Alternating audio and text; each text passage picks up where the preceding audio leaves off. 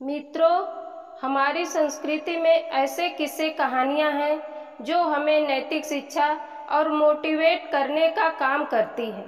आज हमारे घरों में विदेशी संस्कृति फैल रही है। भारतीय किस्से कहानियाँ, जातक कथाएं, पंचतंत्र, पुराणों की कथाओं से हमारी पीढ़ी अनजान है। इसको ध्यान में रखकर परंपरा को जारी रखते हुए पुष्पा देहाती वॉइस यूट्यूब चैनल की शुरुआत की जा रही है। परंपराओं के गहरे लगाव और कहानी कहने के अंदाज में लाया गया है। यह सभी उम्र के लोगों को जोड़ने का काम करेगी। इस चैनल को सब्सक्राइब करें और वीडियो के नीचे अपनी राय जरूर दें।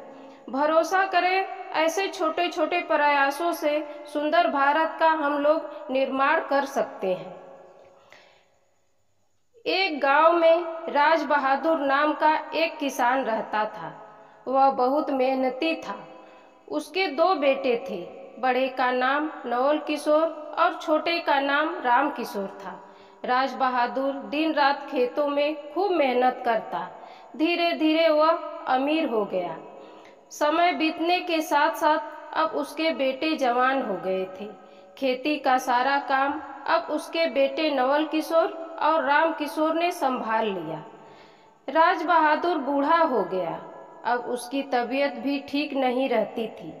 वह हर समय इसी चिंता में डूबा रहता कि यदि मुझे कुछ हो गया तो कहीं दोनों भाई संपत्ति के लिए आपस में न लड़े। राज बहादुर ज़्यादा पढ़ा लिखा न था। उसे वसीयत के बारे में कुछ पता न था। आखिर उसने बंटवारे का एक उपाय सोचा।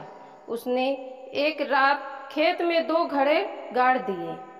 कुछ दिनों के बाद राज बहादुर की तबीयत ज़्यादा खराब हो गई। अपने मृत्यु का समय निकट जानकर उसने अपने दोनों बेटों को बुलाया और कहा, मैंने खेते के दाएं कोने में 2 घड़ों में धन गाड़ दिया है। मेरे मरने के बाद दोनों घड़े निकाल लेना और जिसे जो मिले उसी में ही संतोष करना। कुछ दिनों बाद ही उसकी मृत्यु हो गई।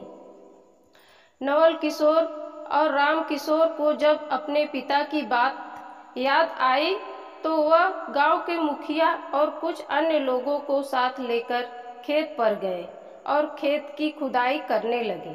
वहां उन्हें 2 घड़े मिले जिनके मुंह कपड़े से बंद थे।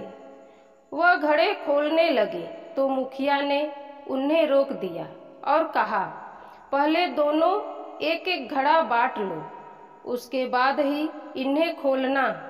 पता नहीं इन घड़ों में क्या है, इसलिए जो जिसके हिस्से में आए ले लेना। छोटे भाई राम किशोर ने कहा, भैया पहले आप अपने लिए घड़ा चुन लें क्योंकि आप बड़े हैं। सबने उनकी बात का समर्थन किया, मगर नवल किशोर ने कहा कि नहीं भाई, पहले तुम अपना घड़ा चुन लो। छोटे हो इसलिए पहला हक तुम्हारा है। लेकिन छोटा भाई राम किशोर नहीं माना।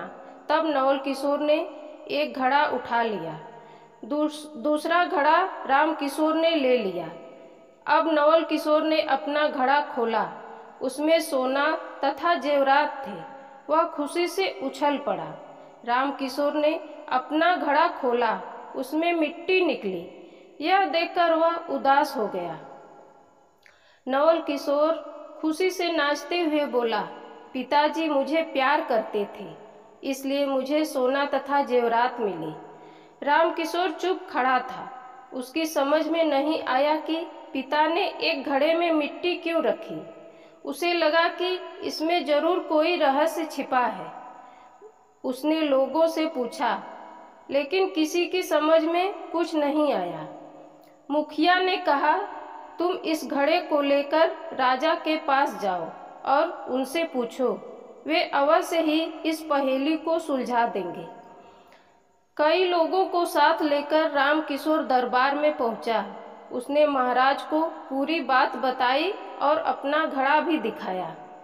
पहले तो महाराज सोच में पड़ गए, फिर कुछ सोचकर हंसने लगे और बोले, यह तो बड़ी ही साधारण बात है।